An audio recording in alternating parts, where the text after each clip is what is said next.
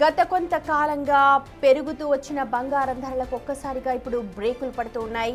గత 3 రోజులుగా పసిడి ధరలు పతనమవుతుండటంతో కొనుగోలుదారులు ముఖ్యంగా మహిళలు కాస్త ఊపిరి పీల్చుకుంటున్నారు. ఈ 3 రోజుల వ్యవధిలోనే తులం బంగారం ఏకంగా 6,540 రూపాయల వరకు తగ్గడంతో ప్రజలు ఇప్పుడు గోల్డ్ కొనుగోలుకి ఇంట్రెస్ట్ చూపిస్తున్నట్టుగా మనకు సమాచారం ఉంది. తాజా మార్కెట్ సమాచారం ప్రకారం 24 క్యారెట్ల 10 గ్రాముల బంగారం ధర 1,35,880 రూపాయలుగా ఉంది. ఇక నిన్నటి ధరతో పోలిస్తే ఇవాళ 320 రూపాయలు ధర తగ్గింది. ఇక 22 క్యారెట్ల 10 గ్రాముల బంగారం ధర 1,24,550 రూపాయలుంది. డిసెంబర్ 30వ తేదీన 24 క్యారెట్ల తులం బంగారం ధరపై 305 రూపాయలు తగ్గి 1,36,200 రూపాయలు పలికింది. ఇక 22 క్యారెట్ల ధరపై 280 రూపాయలు తగ్గి 1,24,850 రూపాయలుగా ఉంది. అలాగే డిసెంబర్ 29న తులం బంగారంపై 317 రూపాయలు తగ్గి 1,39,250 రూపాయలుగా ఉంది. గత కొద్ది రోజుల నుంచి బంగారం తగ్గుముఖం పడుతూ వస్తోంది. అటు వెండి ధర కూడా భారీగా పతనమవుతోంది. కిలో వెండి ధరపై సుమారు 23,000 వరకు తగ్గుదల నమోదైనట్టుగా తెలుస్తోంది. బంగారం వెండి ధరలపై విశ్లేషణ అందించడానికి బిగ్ టీవీతో జాయిన్ అయ్యారు ఉప్పు మాధవిరెడ్డి గారు. విశ్లేషణ అందిస్తారు. హలో అండి, గుడ్ ఆఫ్టర్నూన్ మాధవిరెడ్డి గారు. గుడ్ ఆఫ్టర్నూన్ అండి. రైట్, బంగారం పెరిగింది అంటే అమ్మో గుండెలు బాధేసుకుంటాం, కానీ ఇప్పుడు లైట్గా తగ్గుముఖం పడుతోంది. ఇది ట్రెండ్ కరెక్టేనా? ఇంకా తగ్గే అవకాశాలు ఉన్నాయా? ముందుగా ఇది చెప్పండి, సో దట్ మహిళా ప్రేక్షకులందరూ కూడా సంతోషం వ్యక్తం చేస్తారు.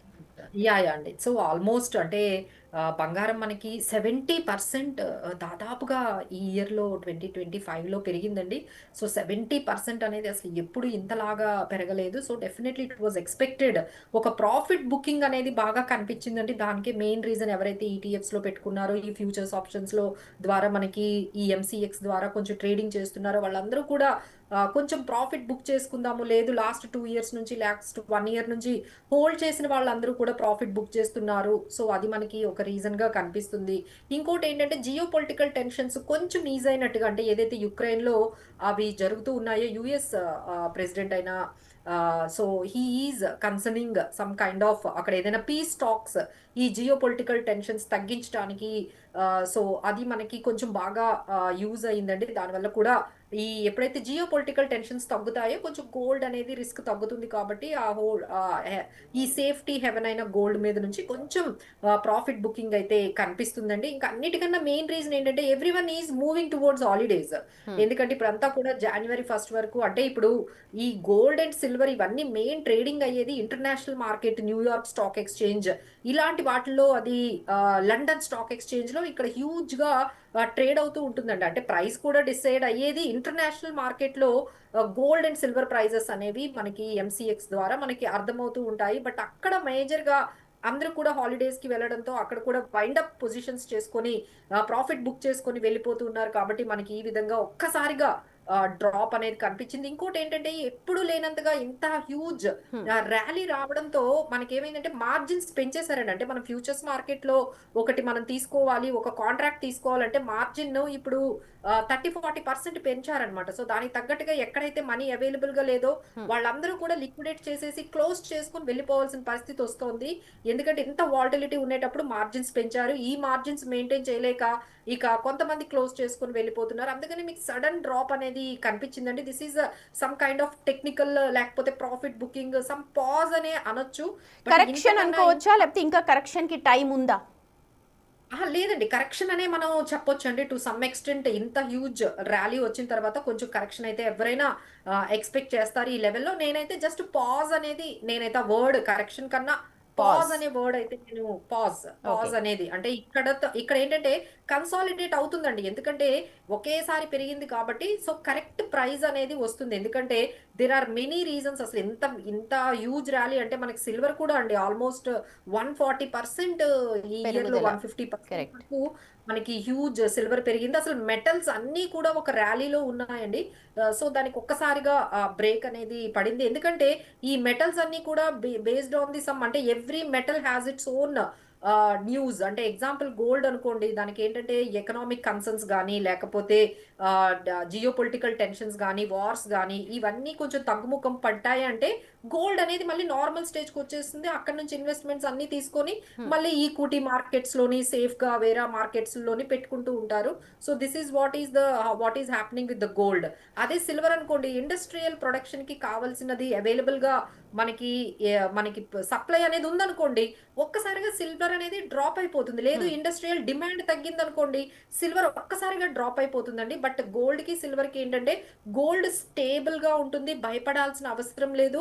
బట్ సిల్వర్ అలా కాదండి. హ్మ్. సిల్వర్ మాత్రం two much of volatility, two much of risk ఉంటుంది. ఇంకొకసారి పడిన తర్వాత మళ్ళీ ఆ ప్రైస్‌కి ఎప్పుడొస్తుందో కూడా మనకి తెలియదు. ఎందుకంటే it is all industrial demand backup and availability of supply మీద డిపెండ్ అయ్యి ఉంటుంది. ఒక్కసారి ఆ సప్లై గాని మార్కెట్‌లోకి వచ్చేసిందంటే సిల్వర్ దాదాపుగా చాలా వరకు డ్రాప్ అవుతుంది. సో, ఇన్వెస్టర్స్ అందరూ ఎవరైతే ఈ సిల్వర్‌లో కొంచెం ఈ ఫ్యూచర్స్‌లో గాని లేకపోతే బై చేసి పెట్టుకున్నారో సిల్వర్‌లో వాళ్ళకైతే కొంచెం మేమైతే కాషన్ చెప్పామండి. హ్మ్. అండ్ గోల్డ్ వాళ్ళకైతే మాత్రం కొంచెం స్టేబుల్‌గా పెరుగుతూ ఉంటుందండి. మేబీ ఇప్పుడు ఈ వీక్‌లో హ్మ్. మళ్ళీ ఫెడ్ ఇంట్రెస్ట్ రేట్స్ అనేవి ఎలా ఉంటాయి అనేది వాళ్ళు కొంచెం చెప్తున్నారు. సో, ఫెడ్ ఇంట్రెస్ట్ రేట్ మళ్ళీ ఒక 25 బీపీఎస్ పాయింట్స్ గాని తగ్గించినట్టుగా మనకు గాని కన్ఫర్మేషన్ వస్తే హ్మ్. ఫెడ్ నుంచి ఇమ్మీడియేట్‌గా మళ్ళీ గోల్డ్ పెరుగుతుందండి. ఓకే. సో, దానికోసమని ఇప్పుడు గోల్డ్ ఇక్కడ పాజ్ తీసుకుంది.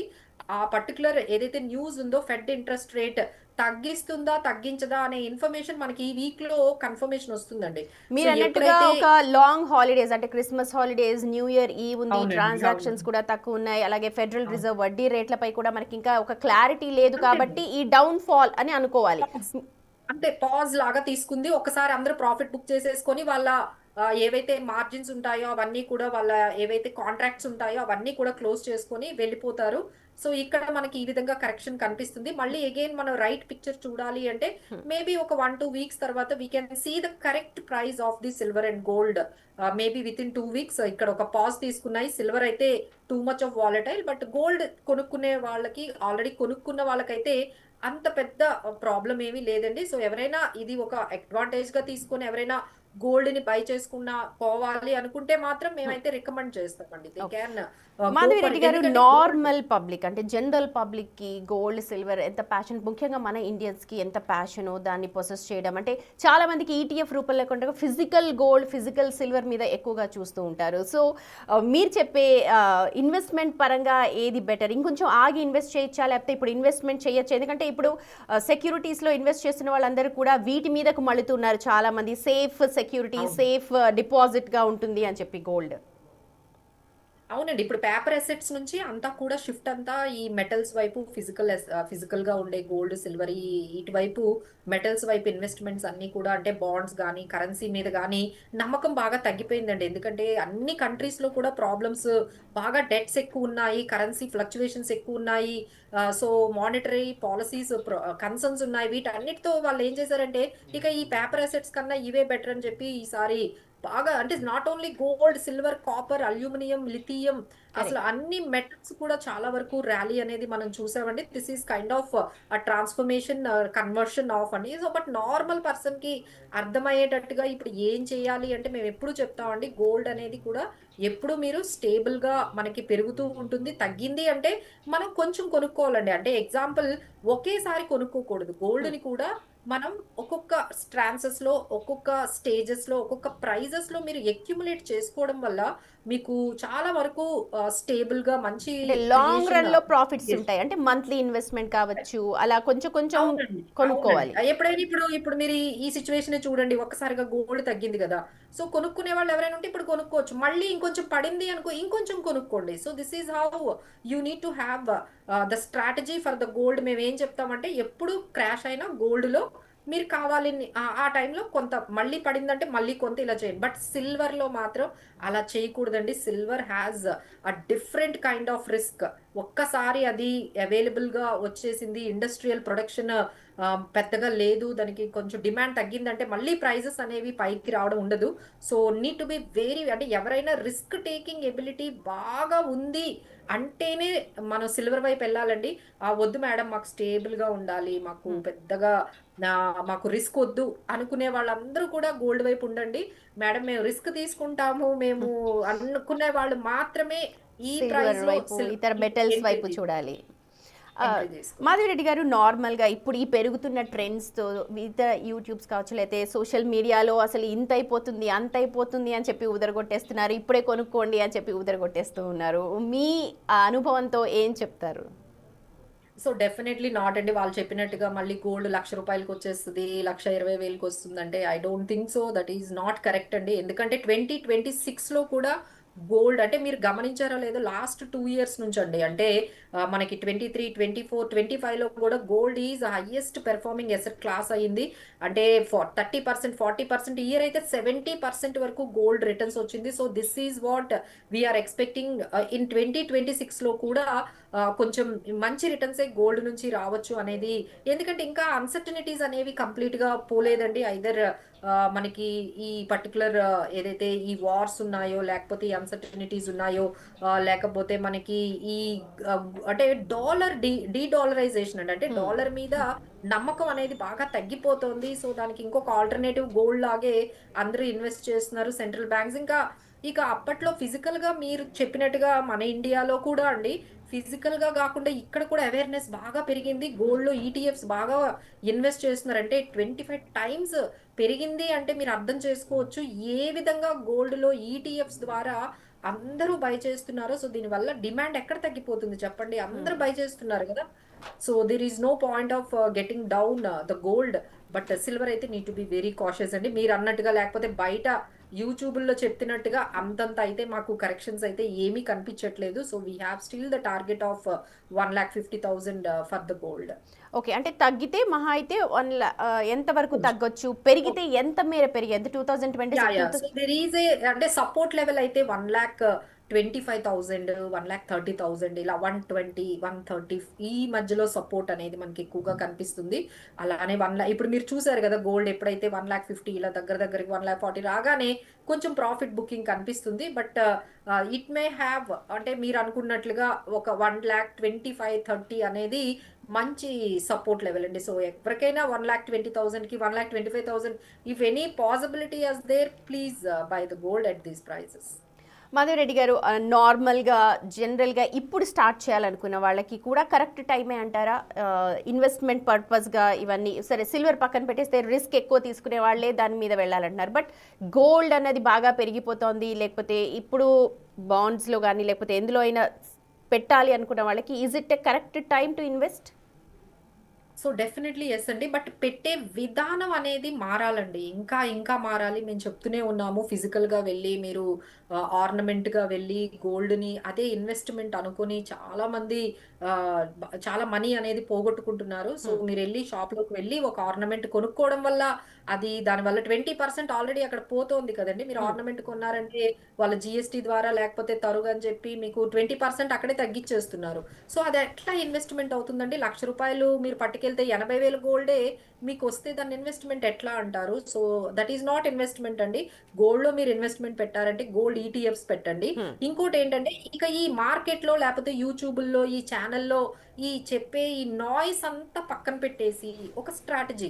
ఓకే. ఏదన్నా ప్రైజ్ ఉండనియండి. ఎవ్రీ మంత్ నేను ఒక ₹5,000 లేకపోతే ఓ 5,000 ఓ 6,000 నేను గోల్డ్‌లో ఇన్వెస్ట్ చేస్తాను. So irrespective of the price every month మీరు గోల్డ్‌లో 10,000 లేకపోతే 5,000 మీరెంత అనుకుంటే అంత ఇన్‌స్టెడ్ ఆఫ్ మనం గోల్డ్ స్కీముల్లో కాకుండా ఈ గోల్డ్ ఈటీఎఫ్స్‌లో మనము ఆ 5,000, 10,000 ఎట్లైనా గోల్డ్ స్కీముల్లో పెడుతున్నారు కదా! ఇక్కడ గూడా ఒక్కసారి గోల్డ్ ఈటీఎఫ్స్‌లో అదే పద్ధతుల్లో మ్యూచువల్ ఫండ్స్, ఎస్ఐపీస్ గూడా అవైలబుల్‌గా ఉన్నాయండి. సో మీరు గోల్డ్ మ్యూచువల్ ఫండ్స్ గూడా ఉన్నాయి.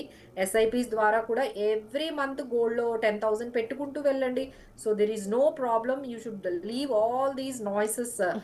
మీరు చెప్తున్న ఈ నాయిసెస్ అన్నీ కూడా అవాయిడ్ చేసేసి మీ స్ట్రాటజీకి మీరు స్టిక్ అయ్యి డిసిప్లిన్‌గా ఉంటే you can create wealth in the gold. Madhavi Reddy గారు, మీరు అన్నారు ఇప్పుడు ఆర్నమెంట్ గోల్డ్ తీసుకుంటే అందులో వ్యాట్ అంటూ జీఎస్టీ అంటూ దాదాపుగా 20-30% కట్ చేస్తారు. అయితే ఇప్పుడు ఈటీఎఫ్లో మనం చేస్తే ఒకవేళ మనం విత్డ్రా చేసుకునేటప్పుడు ఎంత మేర కట్ అవుతుంది? ఎందుకంటే ఇలాంటి అవగాహన చాలా అవసరం. అలాగే కళ్ళ ముందు కనిపించదు, అది ఎక్కడుందో తెలియదు. ఇలాంటి ఐడియాలజీ నుంచి ఇంకా బయటకు రావాల్సిన అవసరం ఉంది. So it is very easy అండి. మనం ఇప్పుడు ఎలా అయితే స్టాక్స్ కొనుక్కుంటున్నారో, సో అందరికీ తెలుసు డీమ్యాట్ అకౌంట్‌లోని మనము ఒక 50 రూపీస్ దగ్గర ఒక షేర్‌ని బై చేసుకుంటున్నాము. అది 100 రూపీస్ అయినప్పుడు మనం ప్రాఫిట్ బుక్ చేస్తున్నాము. సో కొన్నప్పుడు గాని, అమ్మినప్పుడు గాని మనకెంత ఉంటుందండి? బిలో 1%. అంటే ఎక్కడ మనం 20, 30% గోల్డ్ బై చేస్తున్నప్పుడల్లా 20, 30% పోగొట్టుకుంటున్నాము in the name of expenses. అదే ఇక్కడ నేనేం చెప్తున్నాను ఈటీఎఫ్స్ ద్వారా మినిమమ్ అంతే మాక్సిమం అంటే ఒక 1% బిలో అంతకు మించి మనకి ఎటువంటి చార్జెస్ అనేవి ఉండవండి. అండ్ ఇంకోటి ఈ రోజుల్లో చూస్తున్నారు కదండి గోల్డ్ ఇంత హై ప్రైస్ లో ఉండడం వల్ల is it safe to keep it in house అండి? ఇంట్లో పెట్టుకోవడం మనం వేసుకోవడము నిజంగా అంత సేఫేనా? Definitely not. అంత సేఫ్ కాదు కదండీ! So, correct. బయటకి మీరు వెళ్లి ట్రావెల్ చేయలేరు. మీరు దాన్ని వేసుకొని ఎక్కడికి వెళ్ళలేరు. ఇంట్లో కూడా మనం పెట్టలేము. సో, బ్యాంకుల్లో పెట్టుకోవడము ఇదంతా ఎంత మనకి అక్కడ కూడా రిస్కీ మనం థింగ్స్. వాళ్ళకి దాన్ని బ్యాంక్‌లోంచి తెచ్చుకునేటప్పుడు పెట్టుకున్నప్పుడు మీరు ఎంత టెన్షన్ ఫీల్ అవుతారండి అది. అదంతా మళ్ళీ బ్యాంక్ లాకర్‌కో 10,000, 15,000 కట్టట్లేదా? So these are all messy things అండి. దానికన్నా మనం గోల్డ్ ఈటీఎఫ్స్‌లో మనం పెట్టుకుంటే మీరు పెట్టిన రూ. 1,00,000 ఒక 2,00,000 అయ్యాయనుకోండి. మనకెప్పుడైనా 50,000 కావాలి అంటే 1 డేలో మీకొచ్చేస్తాయండి అకౌంట్‌లోకి మళ్ళీ. 1 డేలో you can get your money. మీకెంత ఎంత అమౌంట్ మీకు కావాలో అంత అమౌంట్ వరకు మీరు మీ అకౌంట్‌లోకి 2 డేస్‌లోని 1 డేలోనే మీకు మీ బ్యాంక్ అకౌంట్‌లోకి వచ్చేస్తాయి. అండ్ ట్రాన్సాక్షన్స్ చార్జెస్ అంటారా బిలో 1% ఉంటాయి. సో మెనీ అడ్వాంటేజెస్ అండి. అంటే సేఫ్టీ ఉంటుంది. మీకు ట్రాన్సాక్షన్ కాస్ట్‌లు తక్కువగా ఉంటాయి. Very easy to buy and cell. So ఇంకా డెఫినెట్‌లీ అండి మీరు మనం ఎంత చెప్తూ ఉన్నా డెఫినెట్‌లీ అందరికీ కూడా కొంచెం భయంగా ఉంటుంది. ఎందుకంటే ఈ రోజుల్లో పేటీఎంలో కూడా రూ. 100 గోల్డ్ కొంటున్నారండి. అవును, అవును, సో ఈజ్ అవును. ఇట్ సేఫ్ అసలు? అవన్నీ సేఫ్ కాదని సెబీయే చెప్తుందండి. మీరు ఏ యాప్ కనబడితే యాప్ ఓపెన్ చేసి ఆళ్ళేమో ఏదో ఇప్పుడు కొత్తగా అడ్వర్టైజ్‌మెంట్ ఏటీఎంస్ పెట్టారు. ఆ ఏటీఎంస్ లో గోల్డ్ కాయిన్స్ 10, 5, 2, 3 అంటున్నారు. Is it safe? అదే దట్స్ వాట్ అండి. ఫిజికల్ గోల్డ్ అనేది తెచ్చుకుంటారు బానే ఉంది. తెచ్చుకొని పెట్టుకునేటప్పుడు అది నిజంగా ఎంత సేఫ్ గార్డ్ మీరు చేసుకోవాలి? ఎన్ని ఇయర్స్ సేఫ్ గార్డ్ చేసుకుంటారండి? ఇంట్లో ఒక్కసారి మిస్ అయిపోతే? So okay. There is no guarantee. ఎందుకంటే వాల్యూ పెరుగుతున్న కొలది దాని సేఫ్టీ కూడా కన్సర్న్సే కదండీ! సో వాల్యూ ఇంత పెరిగిపోయింది గోల్డ్. సో మీరు ఒక్క చిన్న చైనే ఇప్పుడు మనకిప్పుడు దాదాపుగా ఓ 5,00,000 వాల్యూ ఉంటది. సో దీనివల్ల మనం ఏం చేయాలి అంటే బెటర్ ఈ ఫిజికల్‌గా మనం మెయింటైన్ చేయడం అనేది ఈ ప్రైస్‌లో చాలా కష్టం కాబట్టి, ఇక నుంచైనా మనం అంటే ఫిజికల్‌గా అయితే మేము వేసుకుంటాము అంటే దానికి ఆప్షన్ లేదండి. ఇన్వెస్ట్‌మెంట్‌గా పెట్టుకునే పర్పస్. వాళ్ళకైతే మా సలహా. లేదు దీన్ని ఇన్వెస్ట్‌మెంట్‌గానే మేము చూస్తున్నాము. గోల్డ్‌ని ఒక ఇన్వెస్ట్‌మెంట్‌గా పెట్టాలి అనుకుంటున్నామంటే వాళ్ళైతే ఖచ్చితంగా ఖచ్చితంగా ఫిజికల్ ఈటీఎఫ్స్. గోల్డ్ అనేది పెట్టకుండా ఈటీఎఫ్ ఇక మనం వేసుకోవాలంటే ఇంక ఆప్షన్ లేదు గదండీ! మీరు నేను బ్యాంకులు ఎంత మాట్లాడుకున్నా సరే పబ్లిక్‌కి కావాల్సింది బంగారం అవును. రేటు తగ్గుతుందా? దానికి లేదా? ఆల్టర్‌నేటివ్ అదే తగ్గితే కదండీ. ఎంత తగ్గుతుంది? కొనుక్కోవాలా? వద్దా? ఈ విషయాలే. సో ఒక్కసారి అంతే. మీరు అవన్నీ చెప్పేస్తే డెఫినెట్. మనం కంక్లూడ్ చేద్దాం.